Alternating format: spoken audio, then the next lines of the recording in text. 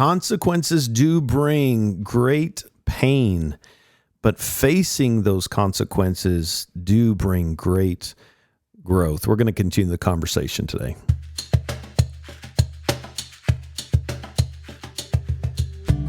Well, welcome to Hope and Recovery, a Fellowship Celebrate Recovery podcast. This is a podcast that helps share hope and healing for our mental, spiritual, emotional, and even our relational journey.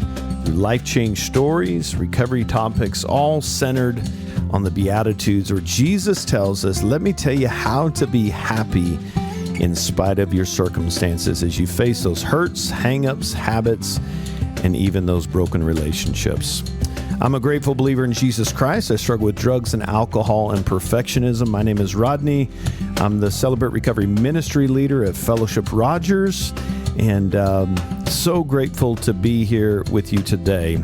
We've been having a great conversation, and this is actually part 2 of a conversation with Angela Imhoff, the Ministry Leader of Celebrate Recovery New Heights in Fayetteville. And we were having such a riveting conversation last time that we just decided to throw in a part 2 to this. And so, Angela, thanks for joining us. Absolutely. Welcome back. Thank you so much. Yes. Why don't you introduce yourself for those that might Sure. be new listening in? I am a grateful believer in Jesus, and I celebrate recovery from poor relationship choices and the consequences of those choices. And so I'm so happy to be here again with you. You know, consequences is actually in my introduction, the word. Yeah, I love that. So this is a topic that's near and dear to my heart, although I didn't always feel that way about it. Yeah.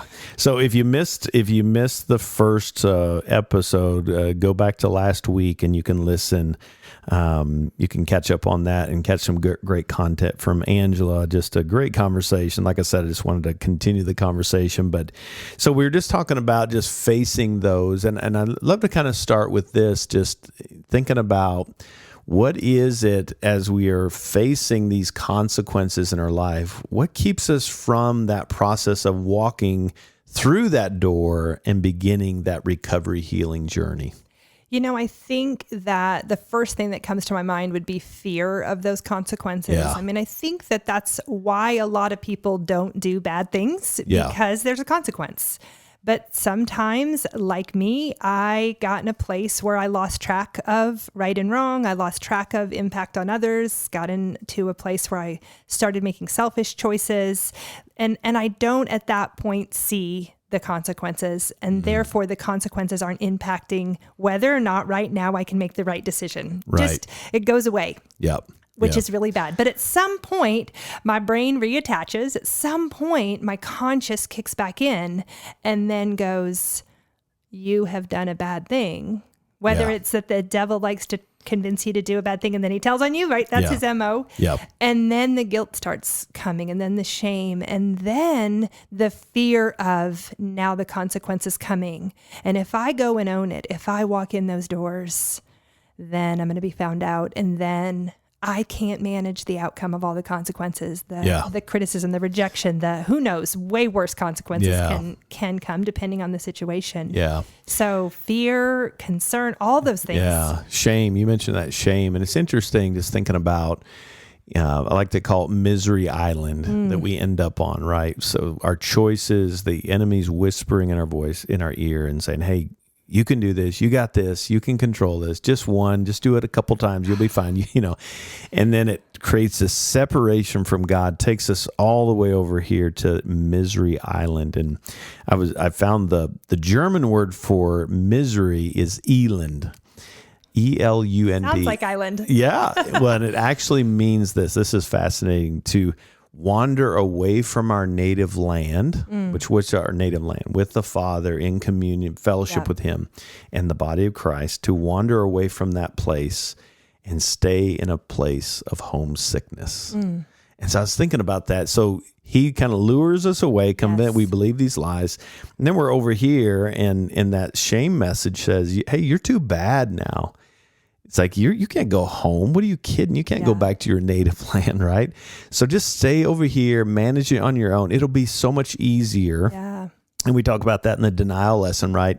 That actually denying it and not facing it actually lengthens the pain, right? Stay here, because if you go back, there's going to be a consequence. It's going to be worse. And it's going to get worse. Yep. Yeah. And actually what ends up happening, and unfortunately we see that in other people's lives that don't face the consequences. Yeah. It gets worse. Isolation makes it so much worse. Heartbreaking, right? It's like, oh, please come home, but we can't make you. We can't work harder than you in your recovery process. It's the biggest secret. Here's a secret about Celebrate Recovery, if you don't know it, that acceptance makes the pain minimize. Yeah. And I didn't know that when I came. I was so terrified to walk in the door. Yeah. And then when I did, it was like, wait a minute. This is different than I thought it was going to be. Yep. I thought it was going to be worse, and acceptance and grace and love and just the environment that was created that I walked into that was so different than anything I experienced actually was the salve that my gaping wound needed, Yeah. Yeah. So it's coming back to the Father. Yeah. The consequences will be hard. It's going to be difficult, but it's so worth it. When we can reveal that, God will heal that, right? And yes, it takes time.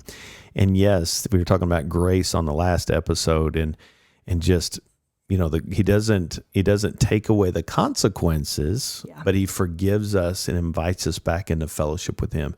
And if we've got him and we're back into fellowship with him, we can face no matter what the consequence is. And I've heard of guys on death row say, I've never been more free in my life than I am right now. And you're like, wait, what?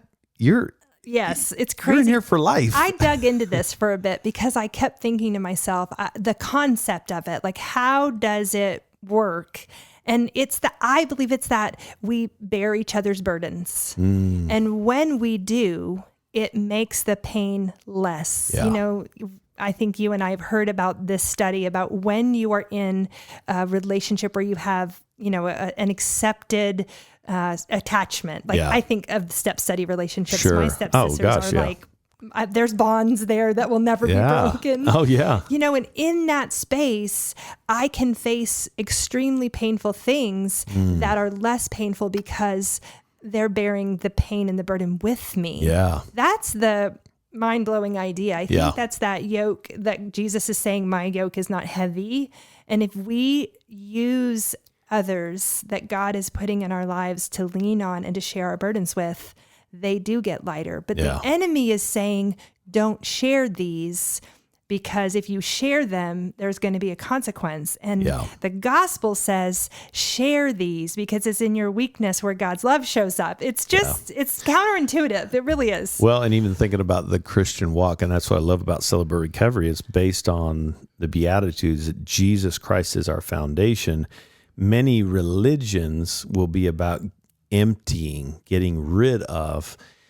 Christianity and recovery, Celebrate Recovery, is about adding to, right? It's the adding his strength, his power, his comfort, his perseverance, right? His stamina to be able to help us face that mountain. But I love what you mentioned, just the having somebody with me. And we talk about that in other trainings we've done, just the mirror neurons, right? It's like when I'm in a circle with other guys and you with other ladies, when we start sharing some of these hard things and we can look in their eyes and see that they're catching it, they're with us, it's like throwing a pass. It's life-giving. Right? It sure is. It's like a catcher's mitt, just catching that and going, I'm not alone in this. In the last episode, we were talking just at the end to the newcomer. If you are making the choice to come, don't stop. Keep coming back. I solely believe it works if you work it.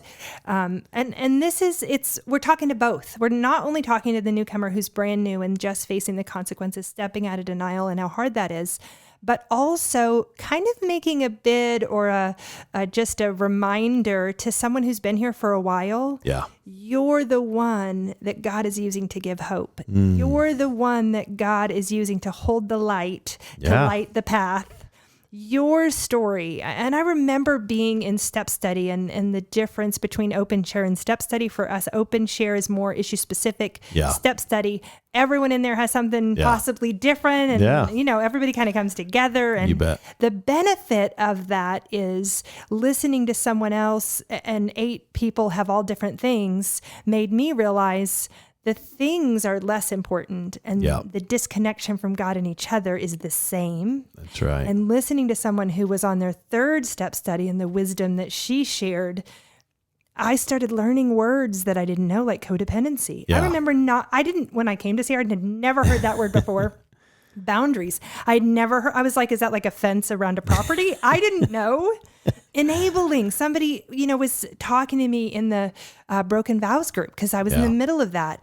And I was shocked to think, wait a minute, enabling implies I have a part in this. And I started gleaning from the people who had been there and who had already walked a journey in their healing. And so this is both sides. This is saying, hey, you don't walk in on night one like, I'm grateful for my consequences. That's not how it goes. That's not realistic. But you do in year 2, in year 3, in year 4, recognize those consequences made an impact on who I am. And now I have wisdom and insight and hope to offer the person who is right there on step 1. Yeah. We all had to pass step 1 to get to wherever we are, Exactly. Well, and you were talking, Angela, you're at New Heights Celebrate Recovery Sunday nights. Yep. Sunday nights down in Fayetteville. And so on Sunday nights, people walk in, and it just got me thinking this too, just to be an encouragement to those that are early, maybe they're weeks in. Do you know that even weeks in, you're an encouragement to other people day one? Yes. Even to us, right? When we see a transformation, I'm thinking about your story. When I saw that young lady that couldn't even look me in the eye begin to lift her eyes, even weeks in, and sometimes smiling, a lot of tears, but to be able to see that life coming, it was like, this is oxygen for my recovery, right? I always love during the celebration chip part, of our service where somebody takes a 30-day chip or a 60-day chip. It lets that person who's taken a blue chip that night or considering it go 30 days. That person made it 30 days. That means I could make it 30 days. Maybe I can do that. Maybe I can make it 60 days. And when we celebrate those milestones of years of sobriety or surrender, it just is so hope-giving, I think. And we were talking about just the process is painful, but it's worth it. But sometimes we just want to, hey, just get me to year 16. I just want to be there, right? But year 16 is not rich and fulfilling and life-giving if I don't walk through year 15 and 14 and 13, day 1, right? Just like, this is experiencing day 1 as hard as it is going to make year 16 so much more fulfilling. As you say that, I just picture that how I want to say the word how organic this process is. It develops over time. Yeah. Because I remember in year 1, part of my story is that I also have a divorce, and when I started in Celebrate Recovery, I was living in this state and my partner was living in another state, and we had already started the process. And so in my first step study, I remember my ladies just like circling me while I signed those papers and sobbed my eyes out and put them back in the FedEx pack. And it just was wretched. Yeah. And yet God knew I couldn't go through it alone. And these women came around me. But my story, my narrative, if that's a good word to use, in year 1 he was a jerk and it was all his fault. There was a lot of blame. Yeah. And then year 2, and I started, like I said, heard words like codependency and enabling, and I was not good at saying no. I didn't understand the power and health of saying no and self-care. And I started to recognize, I might play a part. I might have played a part. So then I swung the pendulum all the way in the other ditch. The whole thing's my fault and I'm a big failure, Well, that's an imbalance too. Yeah. So then here comes year 3. And I remember thinking, I'm going to go through a step study and then I just get my chip all done. Yep. Got what I needed to move on. I mean, as soon as I was done with my step study, I was like, time for another step study. Back in, time for another step study.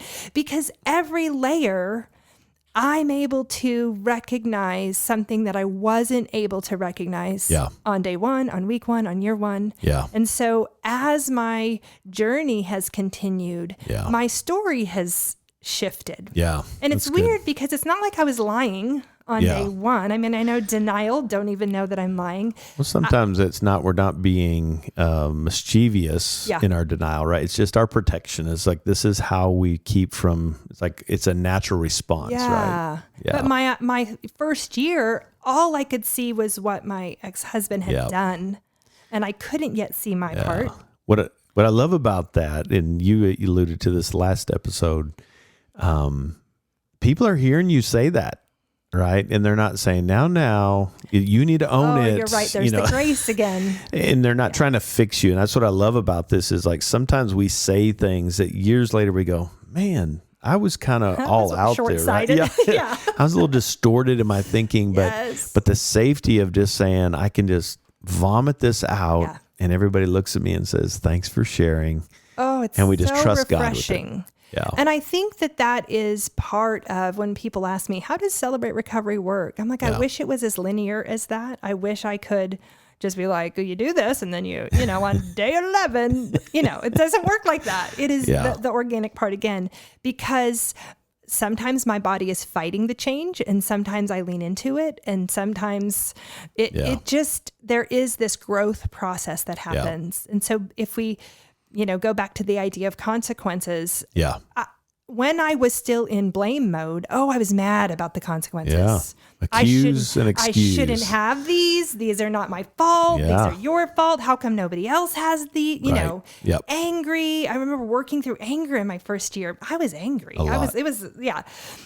But as I understood the narrative more maturely, differently, my anger diminished and I started to have like sadness and heaviness. And that is a healthy way for me to recognize the weight of what I had done. And so those consequences then started to help me grow in wisdom and grow in understanding. And man, it just started shifting my process. Wow. I love that.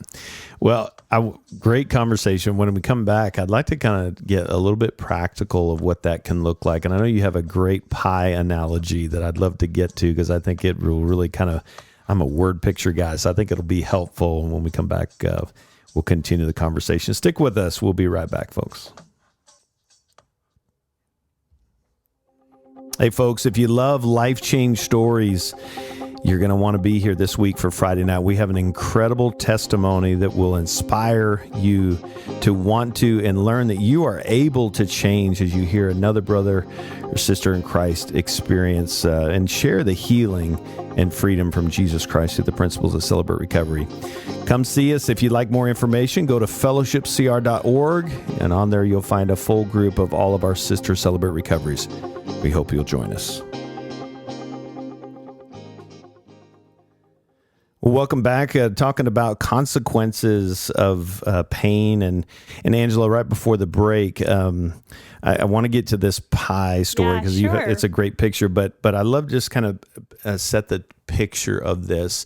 Celebrate Recovery kind of has these 4 phases that we walk through. Right, we walk through feeling pain. Right, so this is a sense of giving up.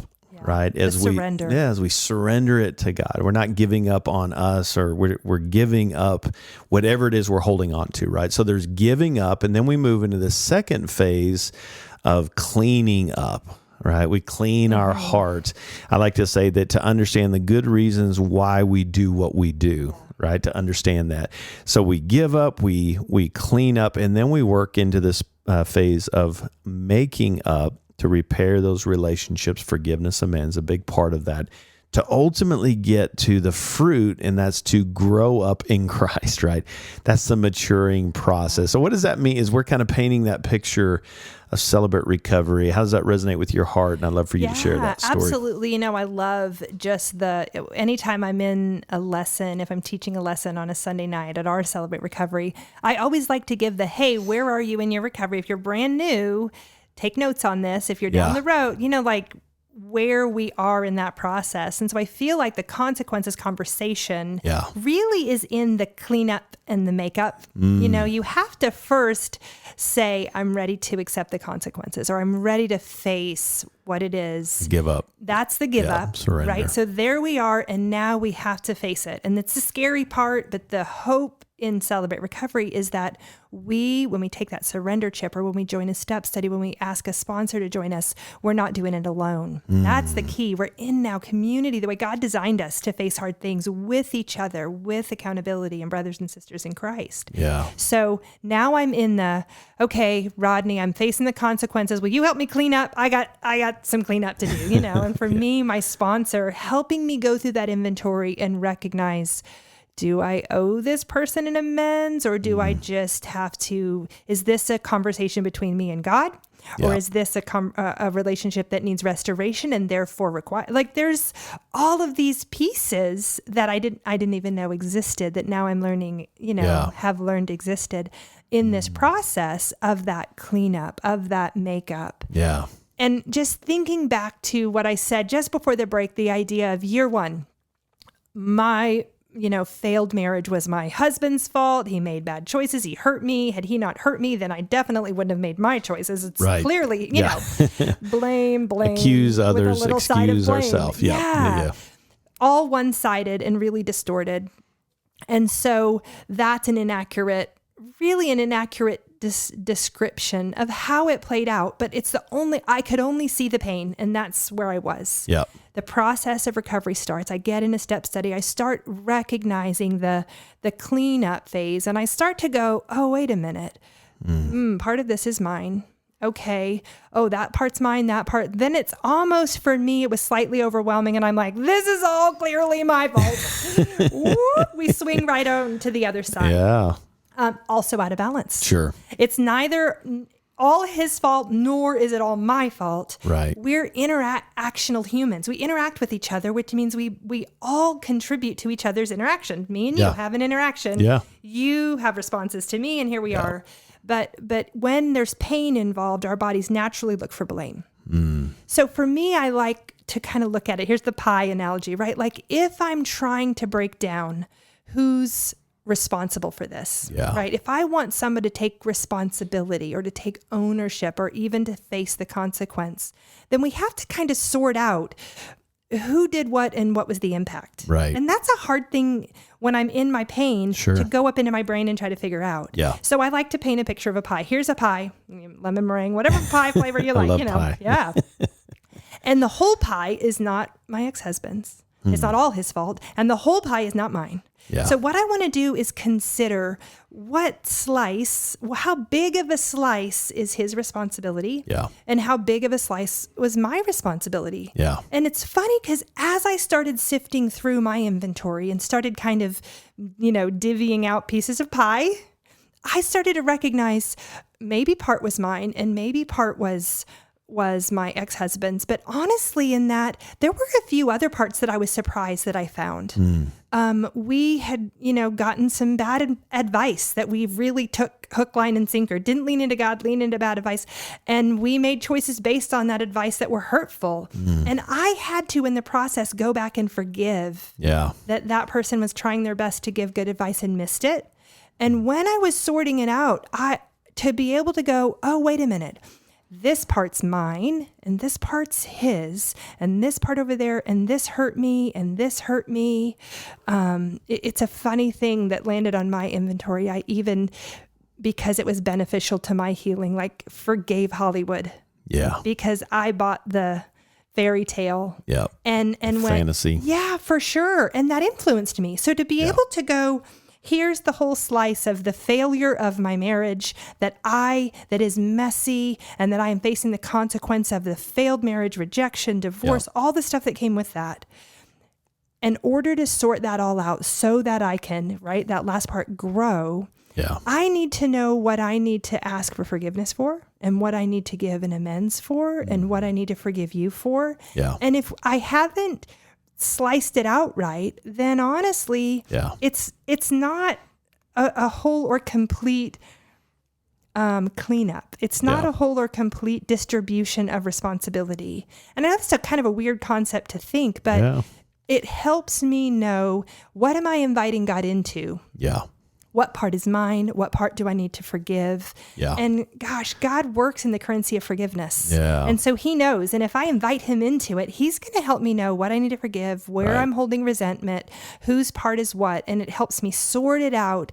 And through that process, I grow. Yeah. And through that process, I can become something different than I was. Yeah. I hope I described that No, well. that's great. That's great. So I think one thing that is so important too is there's a reason you're talking about amends and forgiveness in principle 6, right?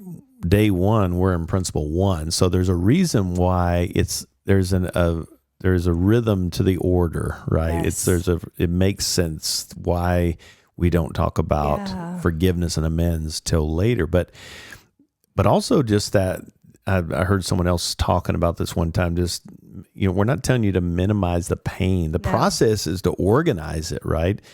And it's kind of those two things of being honest and honoring for our heart, honoring for our pain. And it feels weird to say honor pain, right? But all we're saying is, I see you. I'm going to pay attention to you. I'm not going to run from you anymore because that's taken me to Misery Island, right? But we're not blaming, and there's not a stitch in your body that's blaming other people. You're just, one of the most honoring things you can do for your heart and those that even have hurt you is to be honest. Yes. This happened, and I need to organize that, not to find someone to blame, but to ultimately lead to healing, right? And so, when you were talking earlier, just that, we have to organize that. What's my part in this? What's your part?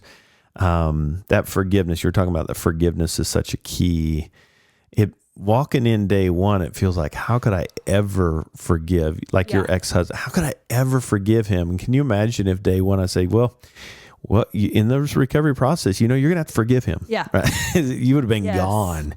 You're going to have to take ownership of your slice of the pie here. Right. No. Yeah, I agree. It's like, hey, let's just organize this jumbled up piece of pie that's in a million pieces. Doesn't even look like a pie anymore, right?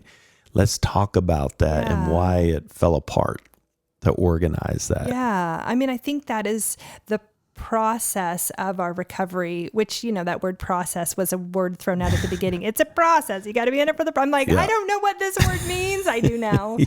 But when you come in on day 1, it is just receiving grace, trying to, honestly, for me, it was remind myself whose I was. Yeah. And I remember on my first night not even being able to wholeheartedly say I'm a grateful believer. Yeah. My shame. And that's okay, right? Yeah. My shame had overtaken me, and I was like, oh, I don't know what I am. I'm a mess. And the grace that's okay. Yeah. It was almost like, and I remember my sponsor saying this one time, like, I'm a strong enough believer for both of us right now. I have faith that God's going to restore you. I think that's what we do here. We share. I have enough hope for you. Yeah. I have enough understanding of how God works this that I can already see a great trajectory for your path. Yeah. But it is hard in that first moment to see that how far down the road I'm going to get if I take the next step, the next step. And I think that's, even if I'm talking about responsibility, on night 1, the responsibility that you're taking is taking the first step in the door, taking the first step into getting a blue chip. Stay for orientation. Come back next week and do open share. Those are the, responsible things I'm doing, even in the midst of my chaos. Yeah. And those grow into the next responsibility and the next responsibility. And so I think sometimes words like consequences and responsibility can feel bad. Kind of dirty words. Yeah. And if anything, I just wanted to kind of shift a little to say, hey, as you grow, these things are things you'll lean into and recognize. Yeah. They're good. They help us. They bring us back into relationship, restoration. They bring us back into communion with God. Yeah. And they're hard. Yeah. They're so beneficial. Oh, yeah. Yeah. We weren't designed to be out of fellowship with God, right? So as you were talking, I was even thinking about, I know some of your physical health journey, what you've been going through, and just it kind of resonated with me just thinking about the difference between acute pain and chronic pain. So we're going to experience pain, right? And that's kind of the lie the enemy says, well, if you stay over here on Misery Island, as we were talking about in the last episode, then you won't feel pain anymore. The reality is we feel pain. It's just a chronic pain, right? Yeah. We stay stuck in this. Yeah. The process of moving toward healing and maturing, or that growing up in Christ, is an acute pain, right? When we go to the gym and we've not used muscles before, our muscles are going. Great analogy. Oh my gosh, this feels like death. Why would I ever do this, right? And that's kind of the way it is with facing consequences, right? It's such a great analogy because it's almost like you're choosing to put yourself in that little bit of pain because the gain is what you want there. Yep. And it's not, in this scenario, not necessarily for the gains, but that's the truth. Yep. I've heard you say before, God's a 2-for-1 God. If he can get 2 blessings out of the, one, and he does all the time. There's a blessing in the giving, there's a blessing in the receiving. And so this idea of, even making amends, I don't know about you, but in the family of origin and kind of in the culture I grew up in, I did not see a lot of verbal, I'm sorry for this, can you forgive me, amends, or, conflict resolution things. Right. So the concept of going and making an amends for me felt like a consequence. And it kind of is. If I had never offended you, I wouldn't have to go and make an amends to you. Right. But because I'm human and I mess up, the consequence of that mess up is I have to make a choice to come and make an amends. So we're talking, if we're using the word consequence, the thing that is required of me to restore what was broken is part of that consequence, and the benefit of that. And that God does it in his timing. I want to say too, I remember a funny story about us. We've known each other for a long time. You're right, like 2 decades. We've been on some Celebrate Recovery mission trips, and I was overseas I was 4 or 5 years into ministry leading and was working with one of my leaders. And it was just, there was some growth on both of our parts in some of the interactions. And in the moment of me as the ministry leader being frustrated with just the interaction, it's like I had this vision that God gave me of you being my ministry leader and my, selfish. I was just being like self-centered, selfish, irritable, like, I want to do it this way. And it's, whatever. Yeah.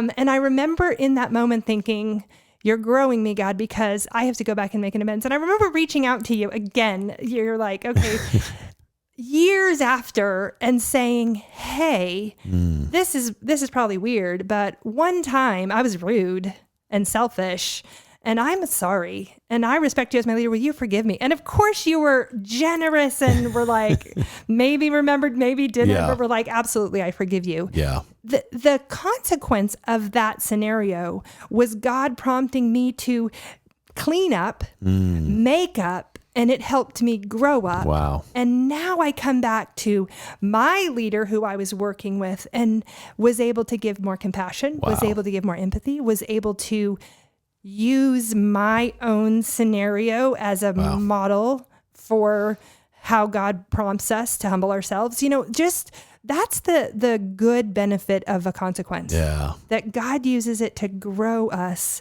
And the challenge now, 17 years into my recovery, is that he never stops using it to grow us. So I'm sure I will have consequences to face and amends to make. But now I can lean into them. Yeah. And I love that. Sometimes I've shared this with sponsees, sometimes talking about what happened 20 years ago is a lot easier than talking about what happened last night. Yesterday. Yeah. It's like, I've got to make amends today. That feels really hard. Can we just go back and talk about the past? Right? I have that when I am wrong, promptly admit it. Part of our process. So, Angela, what is some of those verses that kind of jump out as we're thinking about God's word that is through this topic that you kind of hold on to that kind of speak to facing consequences and being the catalyst toward growth? There's 2 that pop into my head. One in Romans that really talks about I believe it is. I didn't write this one down, so I'm going to go off the cuff. Yeah. But the idea that any sin that we're stuck in, that God is going to give us a way out, that there is no sin that God, basically, that He's going to provide the way out. He always provides a way out. And for me, that way out actually was getting caught and then having the consequence. Yeah. Hard in it, but it was my path to a changed life. My life is not the same as it was. And then another one in Jeremiah. I know a lot of people reference 29:11, which is like God has plans for our future, we know hope. that one, Yeah. But if you go a little further to 30:11, he actually says, "Of you I will not make a full end. I will discipline you in just measure." And the idea of God disciplining me is both scary and painful. Well, at first it was, but now I can lean into it because I know He disciplines those that He loves. And He loves me, and therefore He's going to guide me. Like a shepherd uses a staff to tuck that sheep that's getting out of the flock back in. Yeah. That discipline and that guidance is His love. Yeah. Even though it might feel like I'm getting pushed by a That staff. pruning process, right? Absolutely. And we talk about that in John 15. Yeah, it painful. hurts, but it is how we grow. And so as someone who has been in CR for a while, recognizing that those consequences we faced, man, they grew us and they shaped us and they have given us insight and wisdom that now our hope is, because of what God has done in me, I'm going to now share that, right? That's that last principle that we're going to now turn around and use my life and my word to honor God with what He's done through me. So Angela, we just have another minute here, a couple minutes, but what somebody's in the middle of some hard things and thinking about that young lady 16 years ago or however long ago that was, and they're facing some consequences and they're scared and they're hurting. What word of encouragement does Angela give them? I have learned almost, I don't even know if I want to give a word. I just want to hug their necks and say, you've come to the right place. Just small steps. I mean, I think I wanted to have the outcome already played out. Yeah. And whether it was you or your sweet wife, Carol, or who it was that said to me, you don't have to be responsible for what comes next. Right now. That's a good word. You get to make a choice, and that choice is for your health and for your recovery. And so we're just small measures, just little. Yeah. If you're brand new facing it, I almost want to say, don't worry too much about the consequences. Yeah. Right now, you've made a choice, and that choice is Celebrate Recovery, which is an incredible tool that God uses to bring people together in community and to share hope and healing with each other. And so kudos to your first good choice. Yeah. Now, little steps, keep making them. Yeah, I love that. Beautiful. Well, thank you, Angela. This has been it's been so amazing. fun. I've really enjoyed this. We'll have to get you back and have some more conversations. But tell us where your meeting meets and times, and give us all that good info. We are Celebrate Recovery down at New Heights Church, and we meet at the Fayetteville Boys and Girls Club on Sunday nights. That's in off of Rupel Road. We have a meal at 5:30 and our service is at 6. And we would love for you to join us down in Fayetteville anytime you're down there. And I highly recommend it. I've been over there. It's been a while since I've been. I need to come see you guys. I do. I need to have you back. I need to come share my testimony or something. But hey, thanks for being here, Angela. I love you so much. You and Chad both are just such great people. So, hey, thanks for being with us today. We hope that this has been a good conversation, uplifting for you.